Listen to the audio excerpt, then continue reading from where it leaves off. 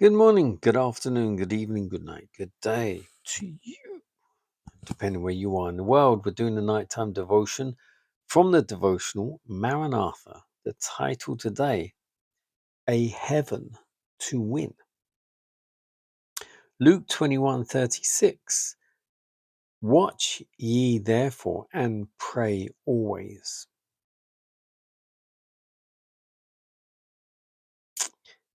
The days in which we live are solemn and important. The Spirit of God is gradually but surely being withdrawn from the earth. The condition of things in the world shows that troublous times are right upon us. The daily papers are full of indications of a terrible conflict in the near future.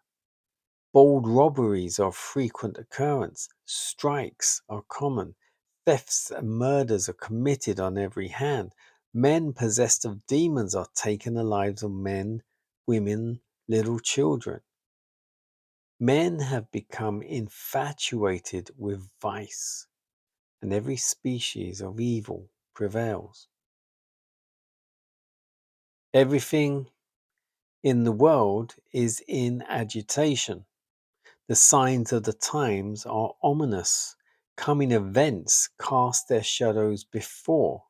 The Spirit of God is withdrawing from the earth, and calamity follows calamity by sea and by land.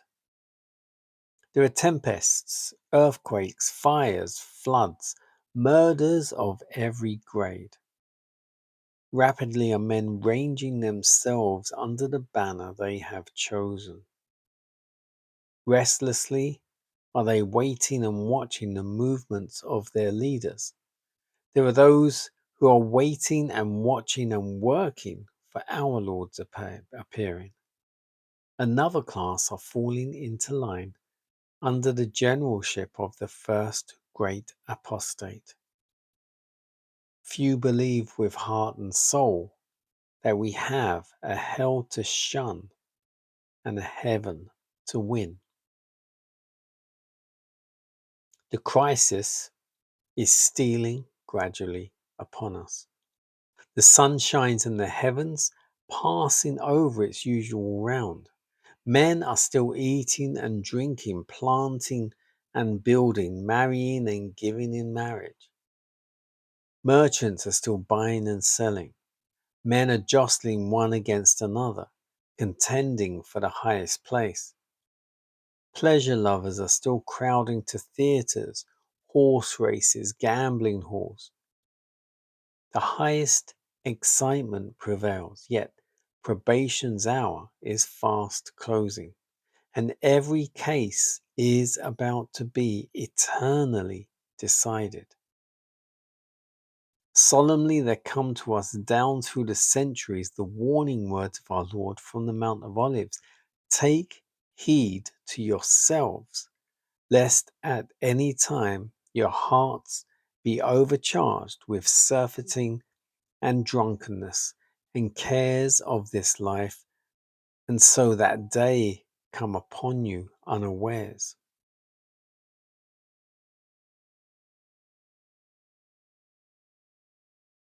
The end came upon me unawares. The title again, A Heaven to Win.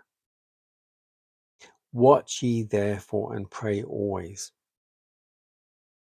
So we've heard the term watchman a fair few times already. And the watchmen are those that know the scriptures, know the prophecies, see what's happening in the world, and they can bring it all together. So as we hear in the Bible, it says there'll be earthquakes in diverse places, diseases, pestilences, men will be lovers of self, um, wars, rumors of wars. Isn't all this happening right now? This devotional was probably written 150 years ago. I don't know exactly, but it's definitely over 100 years ago. And even then, She was talking about strikes, thefts, murders, robberies. And that was disgustingly bad in those days. Nowadays, it's like an everyday thing. But it gets worse.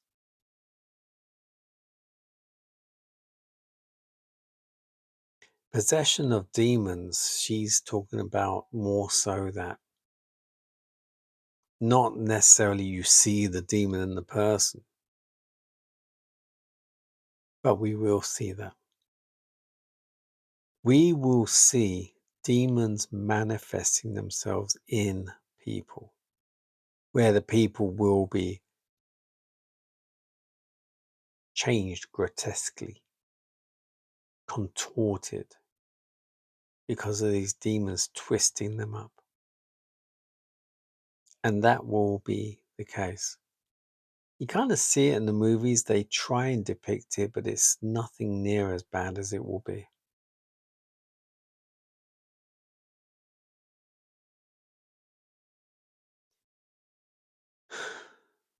Everything in the world is in agitation. Signs of the times are ominous. Coming events. I think the scary, all of that, is coming. I think the scariest thing for me, the Spirit of God is withdrawing from the earth.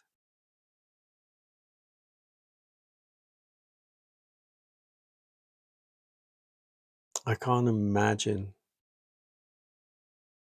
I cannot imagine what that will be like when the Spirit of God is withdrawn. And as it says, the four winds of strife are let loose. That means the devil and his angels have full reign of what they're doing in this world. But you know what? I think the best way to probably try and imagine that, if you've seen the Batman movie with Christian Bale, and it's the one with Scarecrow, and they put something in the water supply, and it's like a hallucinogenic drug. And then what they do is, once they've completely contaminated the water supply with this drug, they then vaporize all the water. So it's in the air and everyone's breathing in. And what this drug does, it gets you seeing your worst nightmares. So if you hate rats, you'll see huge rats running around, people looking like rats. And this was the case as they did in Batman. And this is exactly how they're going to do things with us. They are playing with our minds. They're playing with our water. They're playing with our food, with all the chemicals and everything in the everyday products we use. And it's a combination of all these things. The chemtrails, our water, the combination of all this stuff is going to be killing people. And all those people that have taken that injection for when we had the lockdown. I'm not going to say certain words because they look out for all these things. If you've taken that injection, you need to look at ways that you can get that stuff out of your body, and you can do it.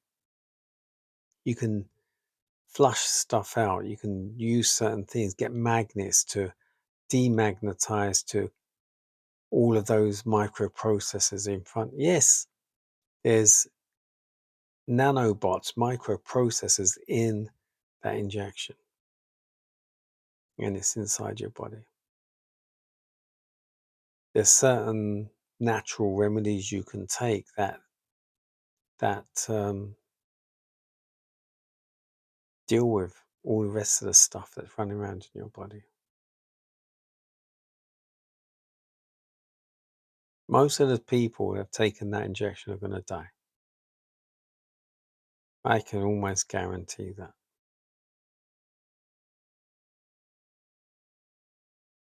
And it's sad. Crisis is stealing gradually upon us, and they are doing it softly, softly, slowly, slowly. Just like boiling a frog in a pan. You start off with temperature, nice temperature water, and you just slowly, slowly turn up the heat.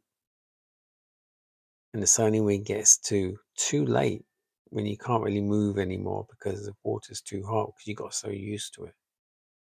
You didn't realize it's killing you. They're doing that with the 5G, 6G, with the water, processed food, you name it. Everything they're doing with it, even the products most people use to wash their hair, wash their faces and bodies, all the chemicals inside all of this is all going inside of you. God is withdrawing his spirit from the earth.